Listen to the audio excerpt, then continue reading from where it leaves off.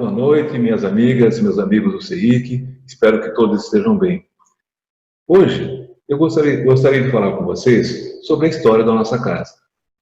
O Centro Espírita Irmã Catarina foi fundado já há 60 anos, por um grupo de trabalhadores inspirados pela espiritualidade maior.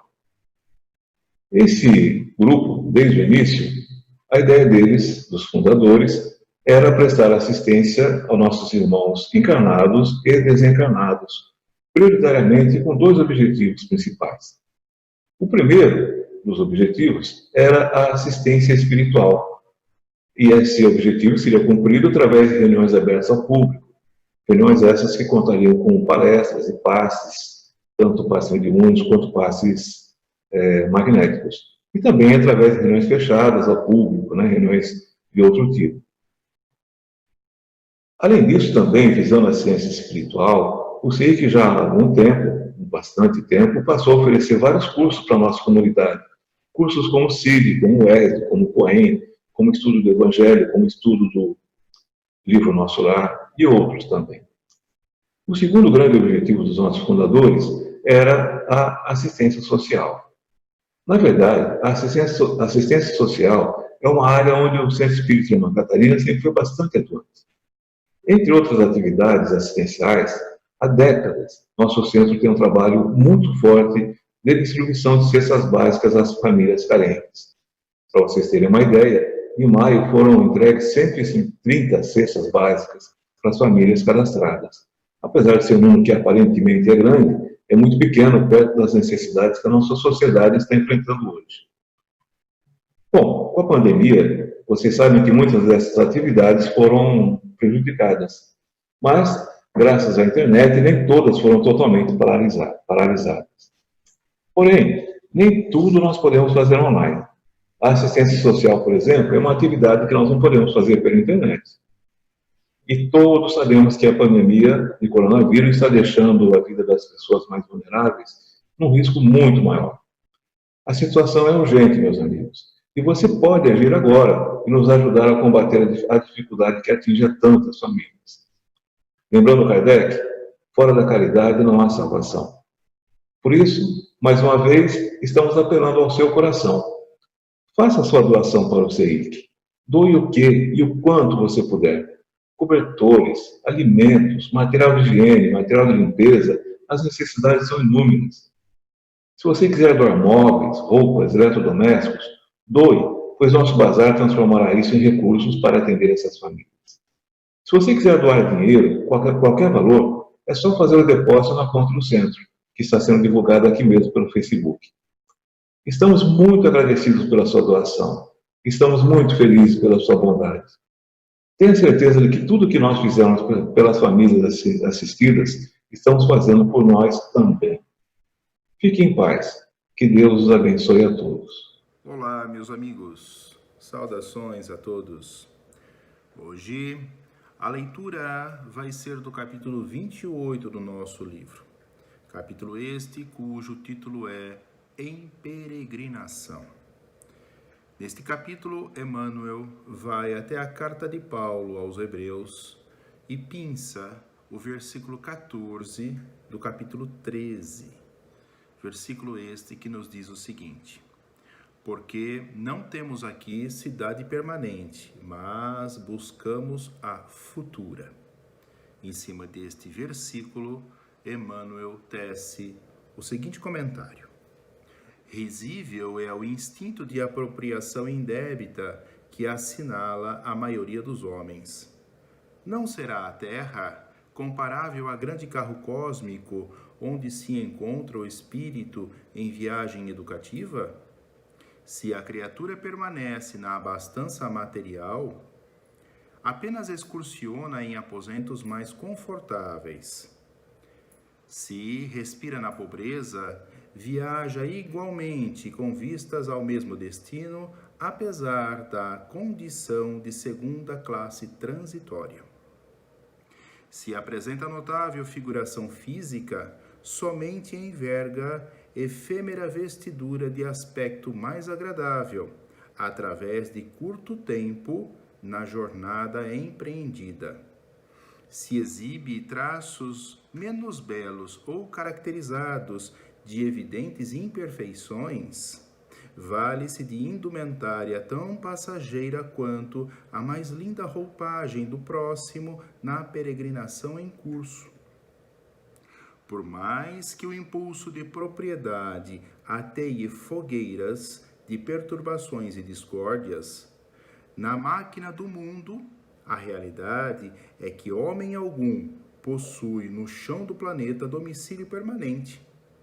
Todos os patrimônios materiais a que se atira, ávido de possuir, se desgastam e se transformam.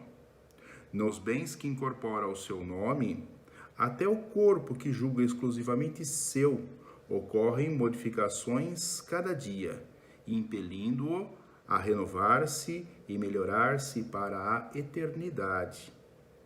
Se não está cego, pois, para as leis da vida, já se despertaste para o entendimento superior, examina a tempo onde te deixará provisoriamente o comboio da experiência humana nas súbitas paradas da morte.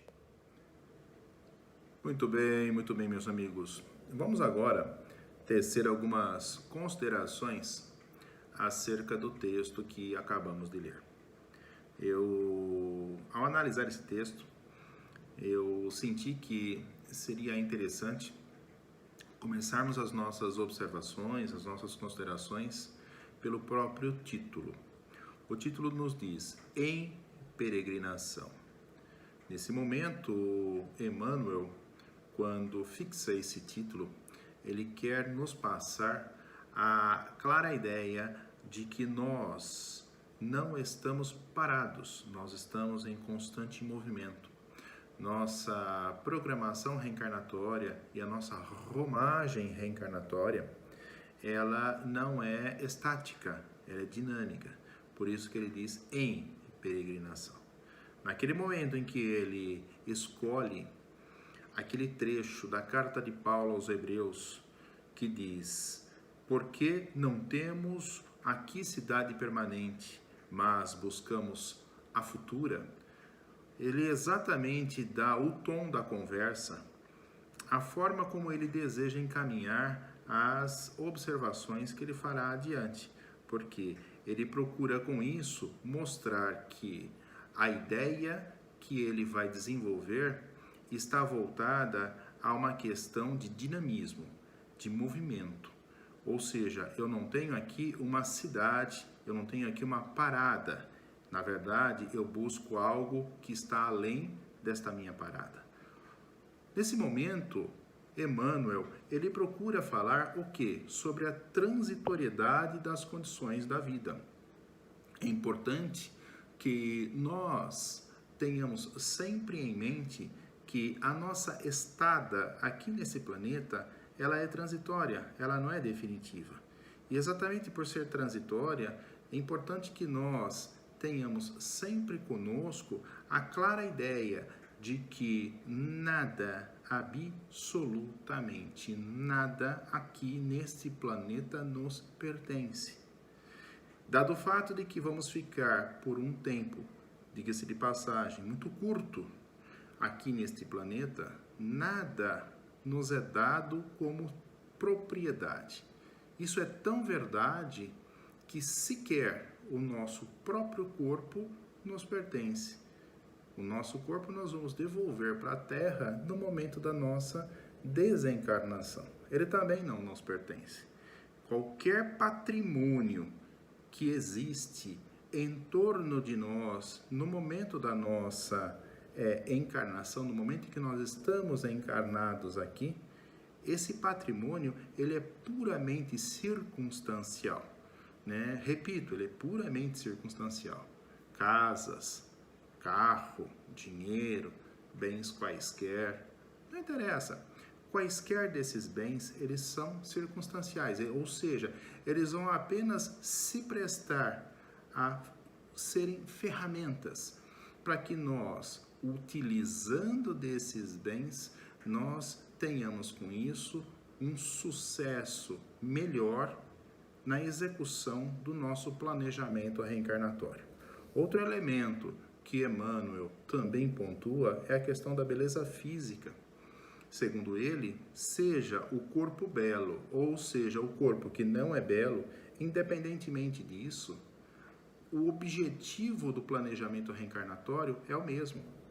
Entretanto, aquele que apenas se apega às questões transitórias da beleza não vai ter a oportunidade de buscar com as vicissitudes da vida que porventura aquele que não seja belo vai ter que encarar, com isso obtendo melhores resultados no seu planejamento reencarnatório.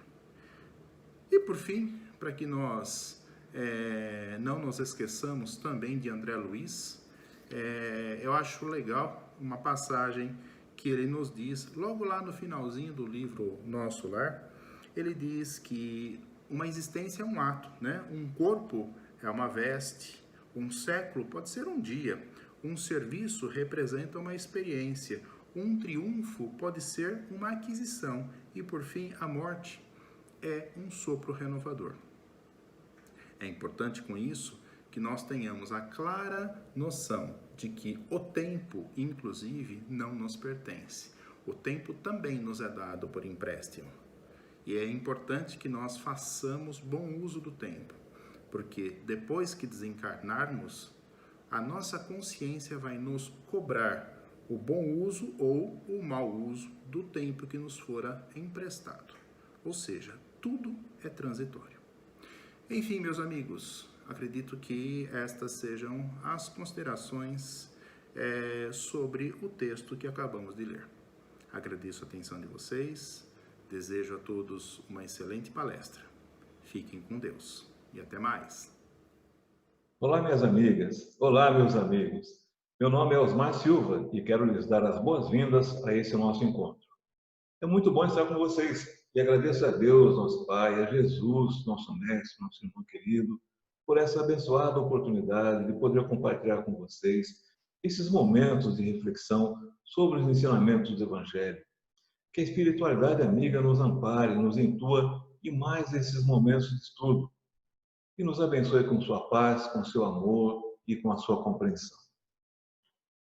Mais uma vez, obrigado pela presença de todos e convido vocês a me acompanharem para falarmos hoje sobre o tema A Vida Após a Vida. O que acontece conosco depois do nosso desencarne é um assunto que tem intrigado a humanidade, a ciência, a filosofia há séculos. Desde que o homem é homem, esse é um assunto que traz muitas curiosidades. Mesmo que todos saibam que é inevitável o fim do ciclo da vida material e que esse é um acontecimento certo para cada um de nós, para todos nós, o medo da morte é um sentimento que sempre acompanhou o ser humano. Nós, espíritas, temos nos preparado para o momento do nosso desencarne. Esse tema é um tema sobre o qual falamos muito em nossos livros, em nossas palestras, nos cursos que as casas espíritas oferecem. Aliás, a gente estuda tanto esse tema que muitos de nós, nossos companheiros, já estão encarando a passagem da vida material para a espiritual com muita naturalidade. Mas o que ninguém sabe ainda é o que acontece conosco depois do desencarne. Como é a vida espiritual? Sobre isso ainda há muitas dúvidas. Graças à nossa doutrina espírita, nós já sabemos que nosso destino não é ficar sentadinhos numa nuvem, tocando harpa pela eternidade. Sabemos também que não é nosso destino ficar queimando eternamente no fogo do inferno. Mas, de qualquer maneira, o homem sempre quis saber para onde vamos depois do desencarne. Vamos ficar vagando na erraticidade para sempre? Ou por um tempo mais ou menos longo? Vamos continuar trabalhando, porém, em uma das colônias espirituais que se situam sobre a Terra? Vamos ficar prisioneiros no umbral? Ou vamos ficar dormindo num longo e profundo sono, esperando pelo juízo final, como acreditam algumas outras religiões? Nenhum de nós, encarnados, pode responder essas questões por experiência própria, até porque estamos encarnados. E até porque também, graças à bondade divina, nosso véu do esquecimento não permite que a gente saiba como foi a nossa última encarnação e muito menos como foi o nosso último desencarne e ainda menos como foi a nossa vida no mundo espiritual. Por isso, para eu poder me preparar para falar com vocês sobre hoje, eu recorri à literatura espírita. Claro, o principal recurso que eu tenho é o Evangelho segundo o Espiritismo, principalmente no capítulo 3, onde Jesus fala que há muitas moradas na casa de meu Pai.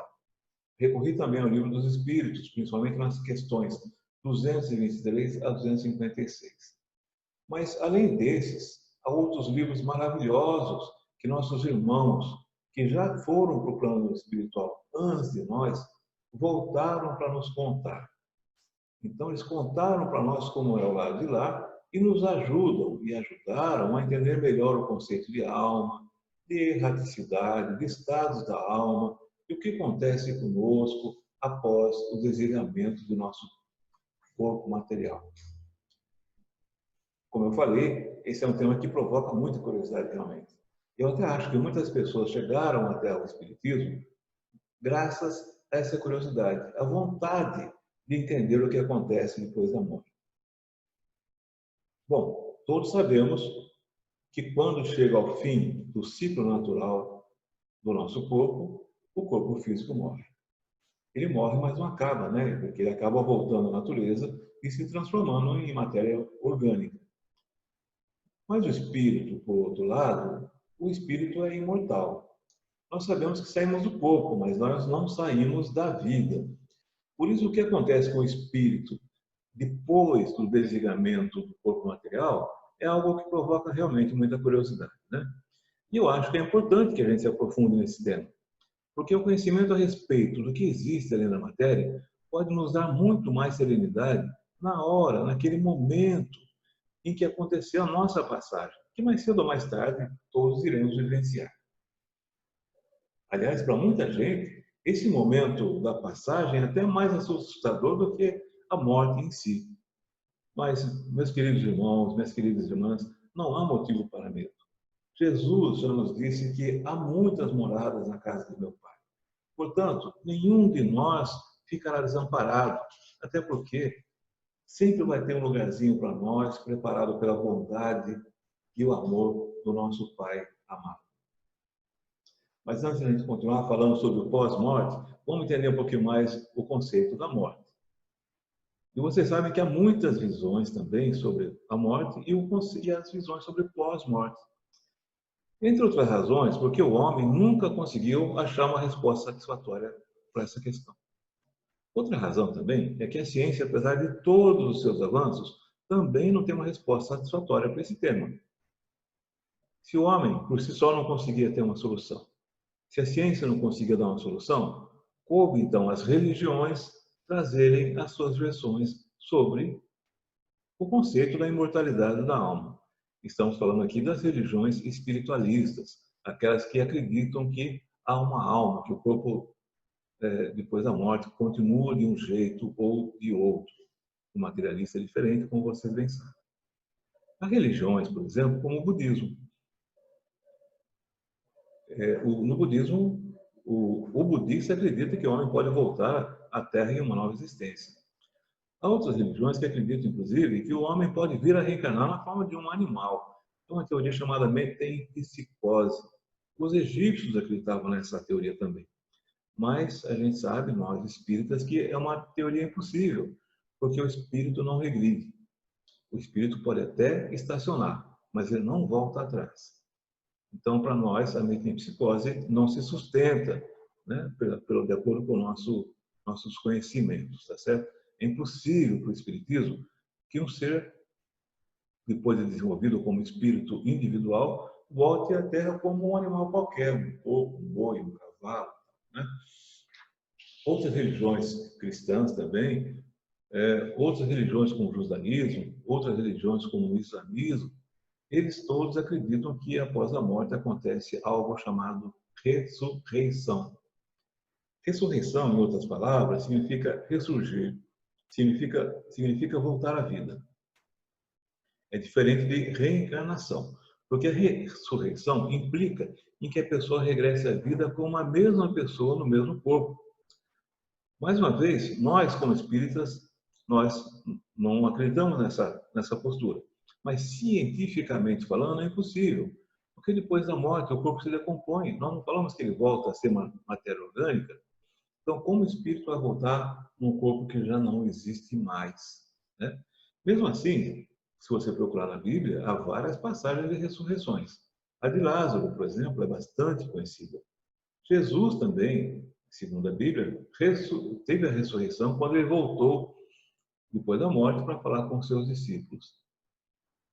Porém, a explicação mais lógica é que Jesus apareceu com o seu perispírito, que o espírito não morre, né, com o seu corpo, como o corpo físico morre.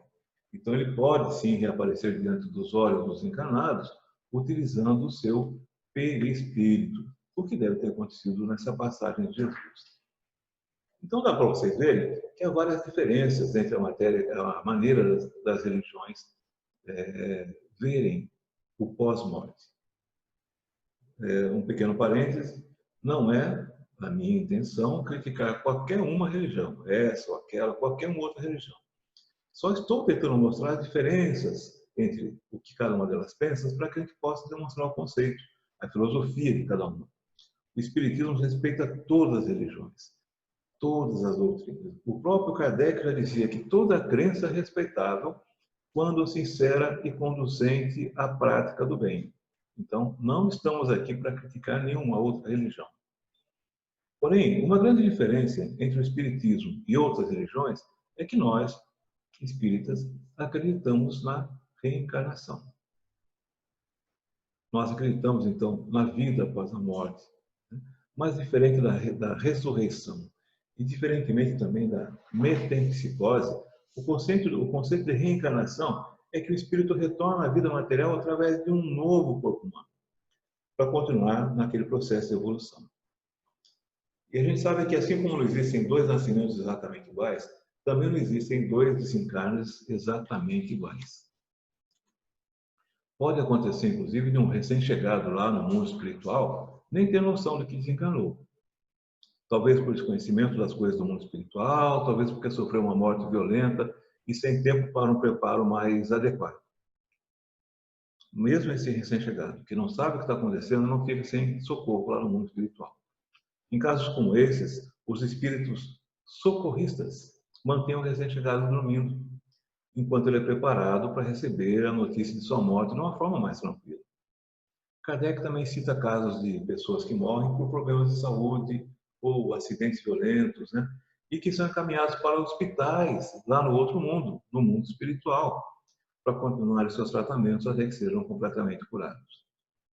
Nós sabemos também, através dos depoimentos dos nossos instrutores espirituais, que quando ocorre o desencarne, o espírito pode ficar meio confuso, meio atordoado e precisar de um tempinho para poder deixar essa sensação passar. É mais ou menos o caso de uma pessoa um homem que dormiu profundamente, acorda de repente e não sabe onde está, quem é, né? Ele também precisaria de alguns segundos, algum tempo para poder se entender, não é verdade? Mas no caso do espírito que está lá, recém-chegado no mundo espiritual, à medida que essa influência da matéria vai se dissipando, as ideias começam a ficar mais lúcidas, o espírito começa a perceber que as coisas não acabaram com a morte. Na verdade, ele começa a se dar conta que ele está vivo e faz uma constatação maravilhosa, que a morte não existe. A vida depois da vida. Será que podemos dizer que ele acabou de nascer novamente, só que dessa vez um nascimento lá no plano espiritual? Sim, eu acho que sim. Eu acho que ele nasceu. Chico Xavier já explicou a morte como o momento em que nascemos na dimensão espiritual. Inclusive, ele usava a expressão berçário novo. Portanto, a morte, ao contrário do que muita gente pensa, não é o fim da vida. Na verdade, a morte é a continuidade da vida.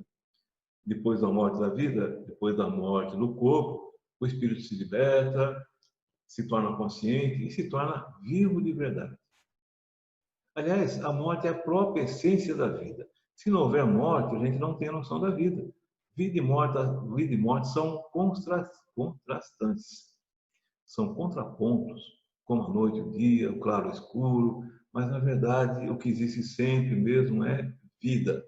Seja no corpo físico, seja no corpo espiritual, a vida sempre existe. O espírito, então, é imortal. Nós saímos do corpo, mas não saímos da vida.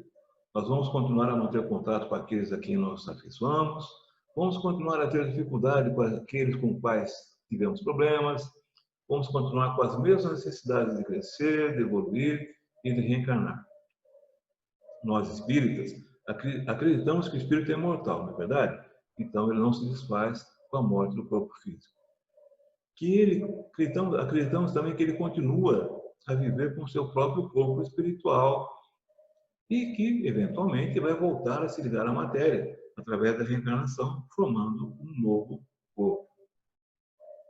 Então, gente, a reencarnação é o processo em que o espírito retorna à carne, reencarna, depois de ter vivido no mundo espiritual, que é realmente a nossa verdadeira pátria de origem. Estamos aqui de passagem, a nossa verdadeira pátria é o mundo espiritual. A cada vez que a gente retorna para o mundo espiritual, a gente faz o que se chama de planejamento reencarnatório. Isso é, nós fazemos um planejamento para nossas próximas existências aqui na Terra. Nós promovemos a nossa agenda espiritual. Nos reunimos com a família, com aquelas outras pessoas com as quais precisamos conviver. Para quê? Para evoluir, né? Para corrigir, a fim de melhorar em determinados aspectos de nosso caráter. Esse planejamento espiritual, então, a gente participa dele quanto mais evoluído a gente tiver. Os espíritos menos evoluídos, esses não têm muitas condições de escolha. Normalmente, o seu planejamento reencarnatório é reconduzido sob orientações de mentores espirituais mais avançados. Mas isso não quer dizer que a reencarnação seja um castigo de Deus. A reencarnação não é castigo de Deus. Ao contrário, é a sua misericórdia concedendo-nos novas chances. Não é muito melhor que o inferno eterno?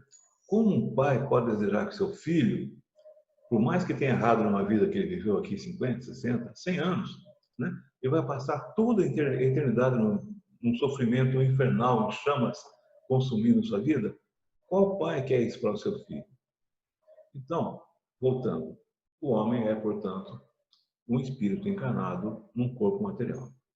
Você é um espírito encarnado num corpo material. Eu sou um espírito encarnado num corpo material. Todos somos. O que é espírito, segundo a definição de Kardec? São seres inteligentes, criados por Deus e que habitam o universo. E podem ser encarnados ou desencarnados. Por isso que todos somos espíritos. Você pensa que isso é uma teoria de Kardec? É apenas uma teoria? Não, não é uma teoria. Ao contrário, é resultado de um trabalho minucioso de observação de Kardec. Kardec observou o comportamento de milhares de espíritos. Antes do momento do desencarne, durante o desencarne e depois do desencarne desses espíritos. Ele examinou espíritos desde o mais baixo grau de evolução até espíritos assim que já tinham um bom nível de evolução, mais altos assim na escala. Fez uma observação de acordo com os hábitos que eles tiveram durante a vida, o tipo de morte que tiveram, etc, etc. Como resultado desse trabalho de observação de Kardec, ele conseguiu ampliar a nossa visão e transformou completamente a nossa perspectiva da vida futura. Hoje, graças a isso, nós sabemos que quando encarnados, a gente possui o corpo material e o corpo espiritual, o nosso perispírito.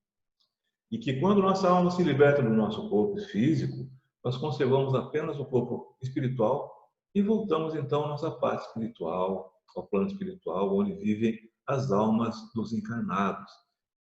E entramos então num período chamado erraticidade. Quando desencarnamos, a gente volta ao plano espiritual e entramos num período chamado erraticidade. Erraticidade, gente, é o estado dos espíritos durante o intervalo entre o seu desencarne e a sua próxima oportunidade reencarnatória. Então, aquele período, o desencarne dele, até ele voltar para a Terra, esse período onde ele está no plano espiritual chama-se erraticidade. Portanto, é o tempo em que o espírito não está encarnado. Isso é, que ele está fora do corpo. A gente não sabia muito sobre isso aí, a gente não sabia muito, a gente sabe pouco até hoje. Mas até 1943 a gente não sabia quase nada. Em 1943, André Luiz e Chico Xavier, né, através da psicografia de Chico Xavier, eles publicaram um livro chamado Nosso Lar, que eu tenho certeza que muitos de vocês conhecem. Esse livro, Nosso Lar, descortinou um pouco dos mistérios da vida espiritual para todos nós. 1943, só a partir daí nós começamos a ter mais informações sobre como é a vida do lado de lá. Vocês devem se lembrar que Nosso Lar, né, esse livro, Nosso Lar, foi apresentado para nós da colônia, a colônia chamada Nosso Lar, que é uma colônia, uma cidade bastante semelhante à Terra. Na verdade, a Terra é uma pálida cópia do mundo espiritual. Mas vamos continuar. A Nosso Lar foi apresentado como uma cidade bastante semelhante às cidades da Terra. Através desse livro, Nosso Lar, nós aprendemos como vivem, como se organizam as comunidades que acolhem os espíritos errantes, sejam eles espíritos já equilibrados ou ainda que precisam de orientação. Nesse livro também, André Luiz nos falou bastante sobre um conceito chamado umbral. Muitos imaginam que umbral é um lugar de dor, de sofrimento, não é isso? Mas André Luiz conta que após seu desencarne, ele se encontrou num lugar sombrio, marcado por muitos espíritos, assim, num vale de indecisão. Ele até usou a expressão, no pântano do erro, né? Os numerosos erros cometidos. Ele conhecia o umbral pela ideia de inferno, ou de purgatório, né? Porque isso é o que está sendo a vida toda propagada pelo catolicismo. Ele era de uma família católica. Então, dessa forma, seu espírito se condicionou nesse mar de ideias apegadas à matéria, e foi por isso que ele ficou nesse local sombrio por muito tempo, um tempo considerável, até que foi resgatado pela mãe, como vocês sabem também. Dessa experiência do André Luiz, nós entendemos depois que o umbral é aquilo que o nosso pensamento produziu durante a nossa encarnação. Quanto mais a gente estiver preso à matéria, quanto mais estivermos presos às paixões, às emoções, mais denso o nosso perispírito estará. Essa densidade do nosso perispírito é que vai determinar a qual local nós estaremos associados ao retornar à pátria espiritual. Será o umbral pesado? Será em algum outro nível? Vai depender especificamente do nosso esforço. Portanto, gente, o umbral não é nada mais do que um estado de consciência. O umbral é o exagero, a exacerbação dos sentimentos de culpa que estavam associados, escondidos dentro de nós. Tudo começa na nossa própria alma, né? Vendo o Nosso Lar, nós aprendemos como os espíritos se movimentam, como se comunicam, várias outras coisas importantes também. Mas o livro ensina a gente, principalmente, a entender o que é erraticidade e o que são espíritos errantes. Então, na erraticidade, os espíritos que estão na erraticidade são chamados de espíritos errantes. Errante, no caso, não se refere a que erros, por exemplo, né? Faltas, né? Não é isso, não. O espírito errante é aquele que se encontra no plano espiritual esperando uma nova oportunidade de encarnação num corpo material, né? É só isso. Em outras palavras, são os espíritos desencarnados que ainda estão em desenvolvimento e que precisam reencarnar para poder se aperfeiçoar. Mas por que precisa reencarnar? Não dá para aprender tudo lá no mundo espiritual? Tem que reencarnar de novo, por quê? Porque alguns tipos de experiências, gente, só são possíveis para nós quando estamos encarnados. Por isso que ninguém está livre de reencarnação nos seus espíritos perfeitos, né? Todos estamos sujeitos à reencarnação durante muito tempo ainda. E a reencarnação é boa, não é ruim, porque ela concede a nós, espíritos, a oportunidade de corrigir erros, de reajustar a consciência perante as leis de Deus e assim por diante. Além disso, Jesus também nos disse o seguinte, que é necessário que a gente seja perfeito como o Pai é perfeito. Lembra dessa passagem? Agora imagina como é que a gente pode alcançar a perfeição em uma única reencarnação. Até porque a gente não fica muito tempo reencarnado. Alguns de nós ficam poucas horas, alguns ficam semanas, alguns ficam anos, outros chegam a ficar 80, 90, 100 anos, o que é muito pouco perante a eternidade. Como é que, suponha que ele pudesse ficar 200 anos, você acha que em 200 anos a gente aprende como ser Deus? A gente consegue chegar próximo à sua perfeição? Então nós temos que ter muitas oportunidades de reencarnação para poder chegar à perfeição como Deus, como Jesus nos pediu.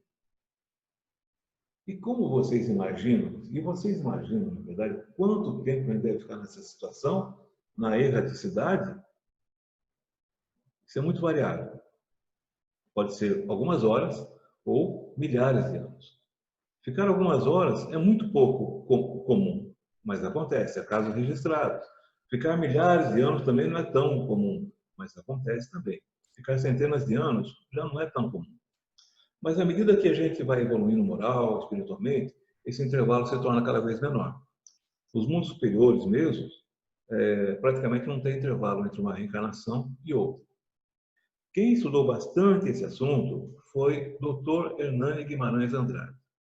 Dr. Hernani foi engenheiro, foi parapsicólogo, espírita, morou aqui em Bauru até o seu desencarne em 2003. Essa pessoa deu uma importante contribuição para o espiritismo. Ele se baseou em informações de Emmanuel, num livro chamado Roteiro. Com essas informações de Emmanuel, através da matemática, ele concluiu matematicamente que o tempo médio entre uma encarnação e outra, uma reencarnação e outra, é de 250 anos. Então, em média, quer dizer que a gente reencarna 4 vezes a cada 1000 anos. De novo, em média. Alguns reencarnam em poucas horas, outros em milhares de anos, mas todos nós, na média, reencarnamos a cada 250 anos. Esse intervalo, essa intermissão depende muito da necessidade do espírito. Depende também do seu livre-arbítrio. Sim, porque tem casos que o espírito prefere não reencarnar. Por exemplo, há casos em que o espírito prefere ficar lá na erraticidade mais tempo para continuar aprendendo. Porque tem coisas também que ele só pode aprender lá. Então, ele prefere demorar um pouquinho mais para poder aprender. Outros também não querem reencarnar por outro tipo de razão. São espíritos mais renitentes, né, se recusam a reencarnar por diversas razões, mas principalmente pela sua ignorância. E esses se prejudicam agindo assim, pois eles estão retardando o seu crescimento. Porém, seus mentores cuidarão para que haja uma reencarnação, às vezes até compulsória. Caso contrário, esses espíritos não terão oportunidade de corrigir suas falhas, suas imperfeições, e jamais vai progredir. Então, esses espíritos retardando a sua evolução, mas eles não conseguem evitá-la, porque mais cedo ou mais tarde esse crescimento vai acontecer. A gente já falou no começo que eles não retroagem, eles não ficam mais atrasados, eles ficam estacionados, né? E o que todos perseguem é a evolução contínua. Nós só não precisaríamos mais reencarnar quando atingirmos o status de espíritos puros. São aqueles que atingiram a perfeição máxima e que, por esse motivo, não precisam mais passar pela experiência na carne. Enquanto a gente não chegar nesse estágio, a gente vai precisar continuar reencarnando. Então, a gente vai ser, ora, um espírito encarnado, ora, um espírito errante. Nesse momento, você e eu somos um espírito encarnado. Há muitos espíritos errantes do nosso lado. Nesse período da erraticidade também, o espírito errante, se ele quiser, ele pode progredir bastante. Como? Estudando, trabalhando, praticando. É uma fase que ele pode analisar o passado dele, os erros que ele cometeu. Ele pode ouvir e observar os bons espíritos, absorver esses conhecimentos, adquirindo ideias e conhecimentos que não teria como absorvê-las ou adquiri-las estando encarnado. Esses conhecimentos, aliás, serão colocados em prática e comprovados que ele aprendeu mesmo, ou não, na próxima experiência reencarnatória dele. Então, vocês viram que isso é como uma escola? A erraticidade, o plano espiritual, seria como se fosse a nossa sala de aula. Então, lá a gente está aprendendo a teoria. Porém, a experiência na vida material é como se fosse o laboratório. Então, eu aprendo a teoria lá e faço a experiência aqui que eu vou fazer a experiência no que eu aprendi na teoria.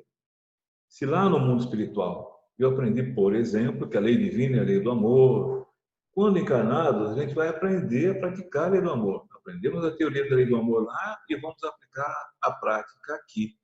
Como? Praticando a lei do amor com a nossa família, com nosso esposo ou esposa, com os colegas de trabalho, com a vida social e assim por diante. Então, aqueles conhecimentos adquiridos enquanto estamos encarnados poderão e deverão ser aplicados aqui na nossa vida como encarnados. Então, funciona assim, né? No mundo dos espíritos, nós continuaremos a desenvolver essa busca permanente de Deus que nós temos. Essa busca do amor, inclusive. E nos mundos materiais, como nós estamos hoje, nós vamos exercitar esse conhecimento. O que não é fácil, né? Mas estamos numa escola, aprendendo a crescer para Deus, a nos libertar como seres espirituais encarnados ou desencarnados. E como seres desencarnados, depois que morremos, nós encontraremos nossos amigos, nossos parentes, nossos seres queridos, nossos seres não tão queridos assim. Não de imediato. Isso funciona como quando a gente chega numa viagem longa, por exemplo. Suponha que você foi ao Japão, onde ficou um longo tempo no Japão. Quando você volta para cá, né, as primeiras pessoas que você vai encontrar são aqueles amigos mais chegados, seus parentes, que foram te esperar no aeroporto, por exemplo. Vai passando o tempo, você começa a reencontrar outros amigos que não eram tão chegados. Na rua, no supermercado, no banco, numa loja. Vai passando mais o tempo, você vai começando a encontrar aqueles que você não tinha contato mesmo há muito tempo. É a mesmíssima coisa quando a gente chega lá do outro lado, lá no mundo espiritual. A gente vai encontrar a mesma situação.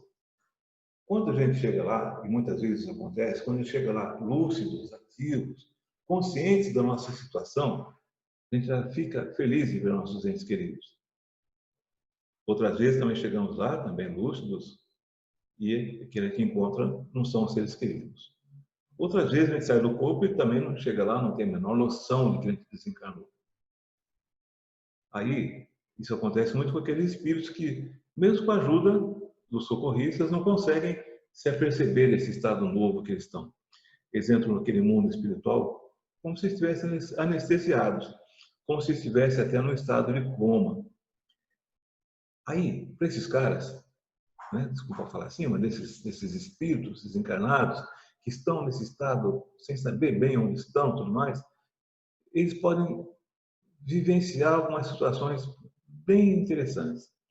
Tem aqueles, por exemplo, que continuam morando na casa onde moravam e fica surpreso quando ele vê as pessoas passando e ninguém fala com ele, ele fala e ninguém responde, ele não tem noção que ele está desencarnado, mas ele está preso naquele bem, naquela posse, naquela casa que ele tanto venera, vamos dizer assim. Tem outros que percebem a situação, mas já eram pessoas más, pessoas que praticavam mal. Então, eles, chegando lá, já procuram se engajar em grupos que se assemelham a eles. Em compensação, tem aqueles que eram bons quando encarnados. Da mesma forma, procuram se engajar com grupos que também se assemelham a eles, no trabalho do bem, né, e tudo mais. Tem outros que chegam lá revoltados, inconformados, e se fecham a qualquer tipo de ajuda. Em compensação, outros que chegam lá felizes, porque estão libertos da prisão do corpo. E ficam, assim, apressados para encontrar logo os amigos, familiares, para rever os entes que antecederam a ele na chegada ao mundo espiritual. Há um outro tipo, um tipo que fica perambulando, sem nem saber o que quer. Outros que se maravilham olhando as belezas que agora, livre do corpo físico, eles podem ver. Tem aqueles também que chegam lá cheios de remorso pelos crimes, pelos erros que cometeram aqui. Sentindo-se culpados, também perambulam a esmo, ou então se deixam aprisionar por espíritos das trevas, né? Que aproveitam sua fraqueza e que ainda se comprazem na prática do mal. Muitos deles só vão despertar depois de muito tempo. E quando se despertam, deparam com seres à sua volta, que de acordo com o que plantaram aqui, a sementeira que deixaram aqui na terra, serão entes queridos ou que vão recebê-los com carinho, com amor, tal, ou não tão queridos, que vão recebê-los com cobranças, com hostilidade, assim por diante. Cuidado. Isso trata-se de um ensinamento. Como queremos ser recebidos no mundo espiritual. Bom, assim como aqui, os espíritos errantes também são mais ou menos felizes, conforme os seus méritos. Eles sofrem muito por efeito das paixões cuja existência eles conservaram. Precisamos nos libertar das nossas paixões. Na erraticidade, o espírito percebe com muito mais facilidade o que falta para ser feliz.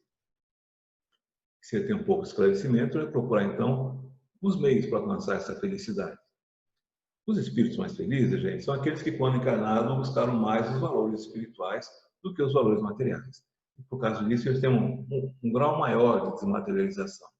Por outro lado, né, os infelizes são aqueles que estavam mais ligados e continuam ligados à matéria. Os felizes se sentem assim porque têm a sensação do dever cumprido, né?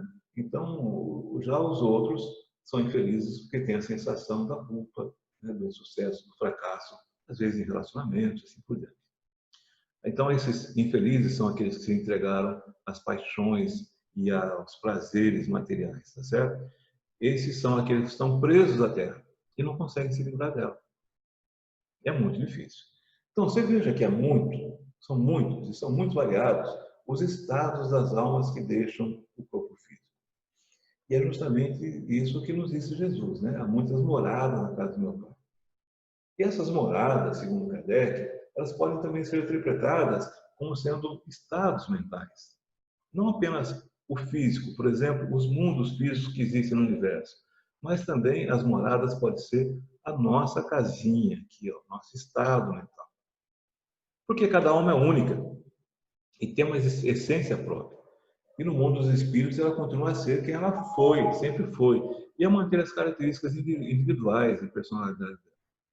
Quando ele acorda no mundo espiritual, ele percebe que a vida continua, né? E o que ele abandonou mesmo foi a carne, porque o resto ele continua sendo o mesmo. Então, se a pessoa que chega lá no outro lado era uma pessoa carinhosa, uma pessoa bondosa, uma pessoa simpática, uma pessoa otimista, vai ser também um espírito bondoso, simpático, otimista, carinhoso. Se era uma pessoa carrancuda, pessimista, negativa, odiosa, antipática, ele vai ser um espírito antipático, odioso, carrancudo, pessimista. Por quê? Porque a morte não nos torna perfeitos. A gente não vira santo porque morreu. Isso não é automático. Mesmo desencarnados, a gente pode ainda persistir nos nossos erros por muito tempo, nos nossos preconceitos, nas nossas opiniões falsas, né? Até que a gente seja esclarecido pelo estudo, pela reflexão, pela orientação, quando nós temos a felicidade de cair numa reunião mediúnica, por exemplo, mas principalmente pelo sofrimento. Então, gente, despertaremos lá no plano espiritual levando a nossa bagagem, a nossa mochila cheia, com as mesmas paixões, com os mesmos defeitos, com as mesmas emoções, com os mesmos vícios, com tudo aquilo que a gente fazia aqui, a gente vai continuar fazendo lá. Pode acontecer o contrário, podemos chegar no mundo espiritual com nossa bagagem cheia de amor, cheia de caridade, cheia de bondade, depende de como você queira carregar a tua mochila enquanto está por aqui. Só os espíritos mais elevados, quando desencarnam, deixam aqui as más paixões e só levam as boas qualidades. Precisamos nos elevar para chegar nesse ponto. Estamos ainda muito ligados à matéria e ainda não temos as condições para nos libertarmos da atmosfera pesada que nos envolve. Por isso que a gente conserva ainda alguns maus instintos, né? Como corrigir isso aí? É necessária uma transformação moral. Leva um tempo. Para o espírito que chegou lá, recém-chegado ao mundo espiritual, até que ele adquira uma consciência, também vai levar um tempo. Até que ele entenda o que aconteceu, o que acontece com ele. Né? Só depois que ele entender é que ele vai poder avaliar. E avaliando, aí é a hora dele usar o quê? O livre-arbítrio, para decidir se ele quer fazer essa modificação ou não. Não depende de nós se a gente quer fazer uma reforma íntima. Depende do Espírito fazer uma reforma íntima, né? Então, a cada um de nós cabe construir a nossa morada psíquica, desde já, aqui agora, com ideais mais nobres, mais elevados que o Mestre Jesus nos trouxe. Jesus é o caminho, a verdade e a vida. Duas frases: sede perfeito como meu Pai. E há muitas moradas na casa do meu Pai. O que eu quero para mim, estou muito longe de conseguir, é uma morada linda na casa do Pai. E depende só de mim. E depende só de mim. Bom, é fato que lá como cá, os espíritos, como espírito desencarnado, nosso conhecimento se amplia, porque estaremos livres da matéria. Os espíritos desencarnados, aqueles que estão lá no plano espiritual, eles têm condições de ver o passado e o futuro. Algo que para nós, encarnados, é impossível.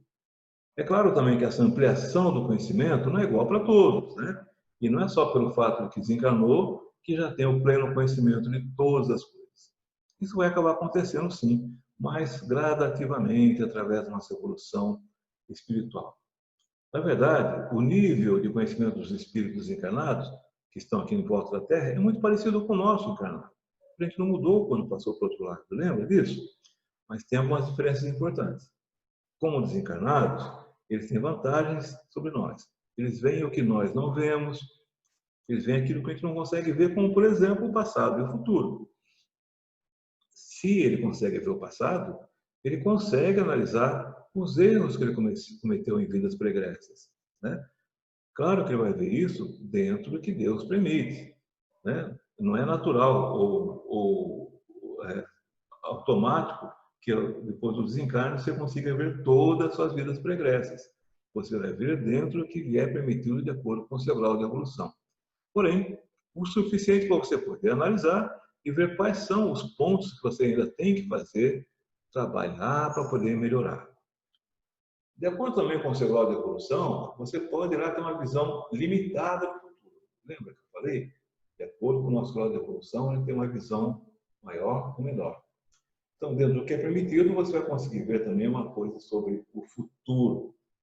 Limitada também, porque nem mesmo os espíritos superiores conhecem todo o futuro. Só Deus conhece todo o futuro. Só Deus que tem esse conhecimento. Aliás, falar em Deus, não espere ver Deus quando você desencarnar. Só os espíritos superiores podem vê-lo. Só os espíritos superiores podem compreendê-lo. Nós apenas o sentimos e temos a consciência de sua existência, mas não vemos e não compreendemos, e não será com o nosso desencarne que a gente vai conseguir vê-lo e compreendê-lo.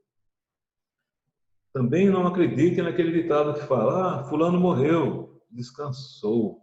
Mentira, pelo contrário, a vida espiritual é bastante ativa e nossos irmãos desencarnados têm muito trabalho.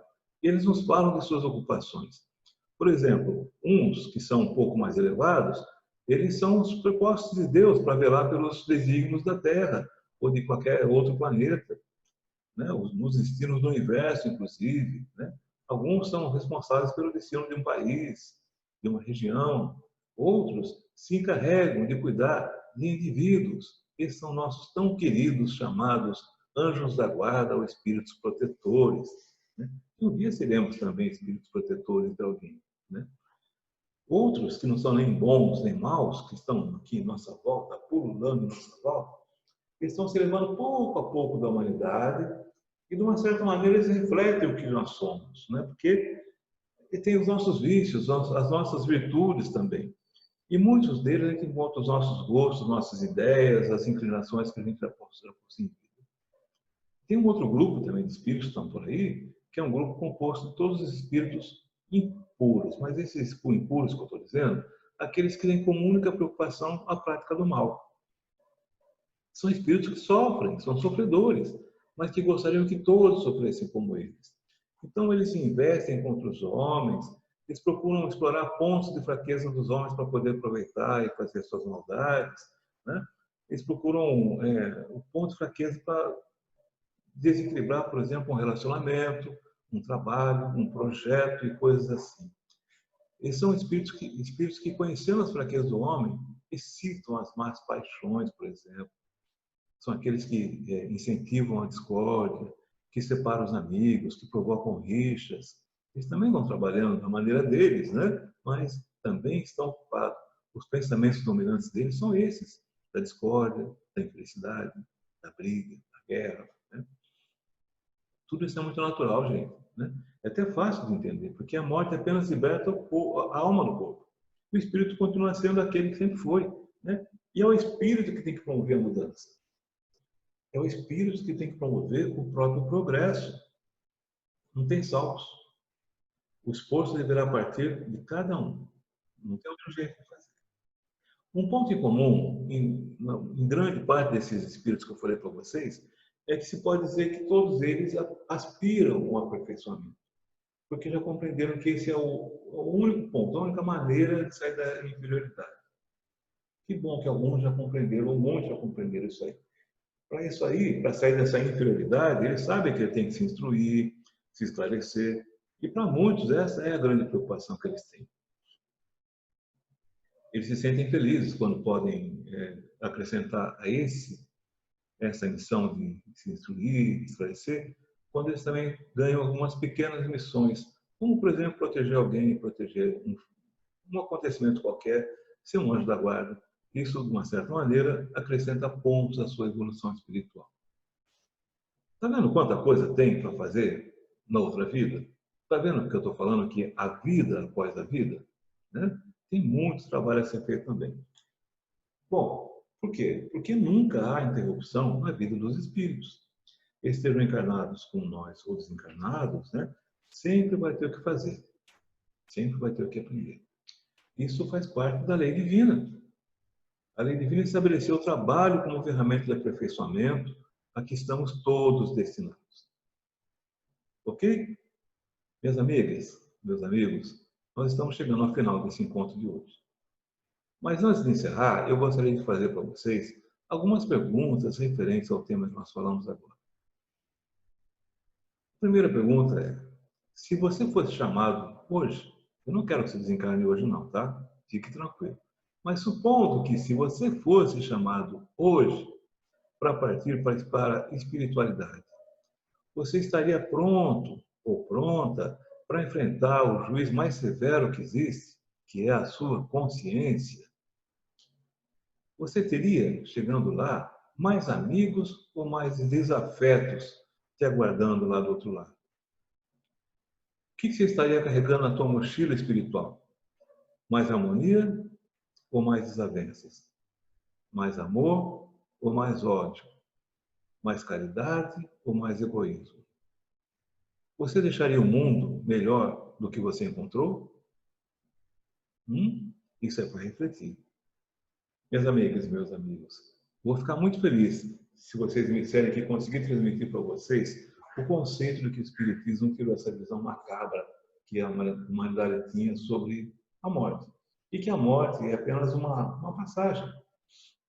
Eu vou ficar muito mais feliz ainda se eu conseguir motivar vocês a não adiar mais o que vocês se comprometeram a fazer aqui, no seu planejamento espiritual, no seu planejamento reencarnatório, desculpe.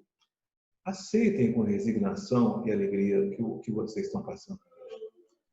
Você pode até não se lembrar do que você planejou. Provavelmente você não vai se lembrar do que planejou.